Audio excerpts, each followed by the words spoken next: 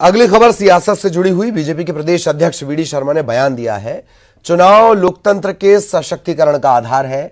BJP के कार्यकर्ता गंभीरता से काम कर रहे हैं। बीजेपी की कोशिश को आखिरी चरण में कामयाबी जरूर मिलेगी।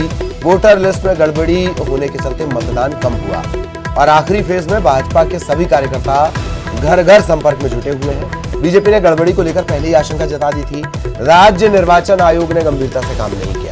दूसरे और आखिरी चरण में घर घर पर्चियां पहुंचाई गई हैं।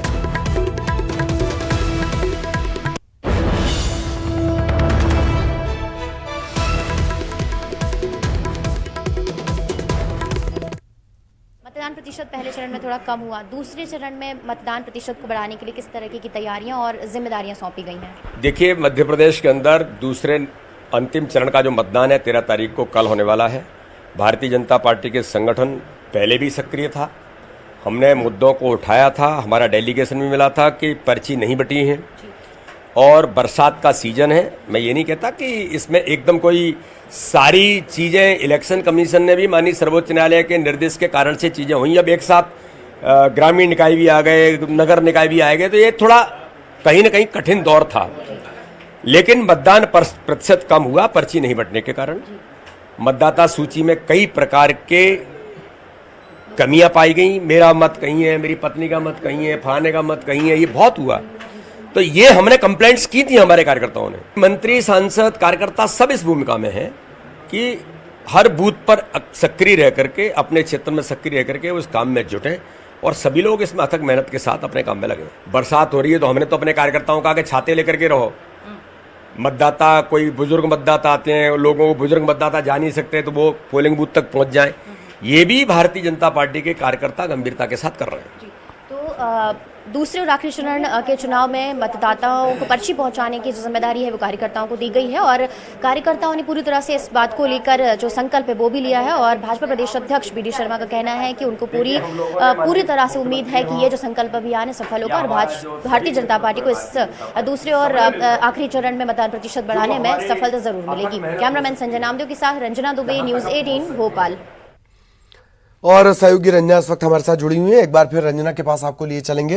रंजना, आखिरकार वही बात, वीडी शर्मा ने भी वही बात कही कि आयोग ने गंभीरता से काम नहीं किया, लेकिन बीजेपी के कार्यकर्ताओं ने पर्चियां पहुंचा दी हैं।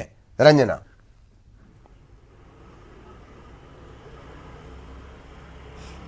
जी ललित, बिल्कुल इसी बात को लेकर भारतीय जनता पार्टी ने लगातार मंथन भी किया और मंथन करने के बाद अब इस बात को लेकर जो दिशा निर्देश हैं, जो जिम्मेदारियां हैं वो सौंपी गई हैं, जिसमें कार्यकर्ताओं को महत्वपूर्ण जिम्मेदारियां दी गई हैं, जिसमें यही कहा गया है कि वो अपने अपने बूथ के हिसाब से मतदाता पर्ची देखें और मतदाता सूची देखें और फिर तमाम मतदाताओं को जो मतदाता पर्ची है वो पहुंचाने का काम करें, ताकि कोई भी जो वोटर्स है वो अपने मत का अधिकार से वंचित ना रह सके। और खास करके जो मतदान प्रतिशत में पिछली बारी कमी रह गई थी और जिसका कारण यही था कि बड़ी संख्या में जो मतदाता हैं वो पोलिंग बूथ तक नहीं पहुंच सके थे। तो इसी बात को लेकर जो कार्यकर्ता है उनको जिम्मेदारियां दी गई हैं। तो दूसरी तरफ अपने अपने क्षेत्र में जो तमाम मंत्री हैं, विधायक हैं, उनको भी जिम्मेदारियां दी गई हैं कि वो भी देखें कि आखिर जो पर्चियां हैं वो सही समय पर लोगों तक पहुंची हैं या नहीं पहुंची हैं। तो इसी बात को लेकर जो संकल्प है कार्यकर्ताओं से वो भी दिलाया गया। और हर बार के चुनावों में कार्यकर्ता महत्वपूर्ण भूमिका निभाते हैं मतदाता पर्चियों को लोगों तक पहुंचाने में, और इस बार कहीं ना कहीं जो पहला चरण है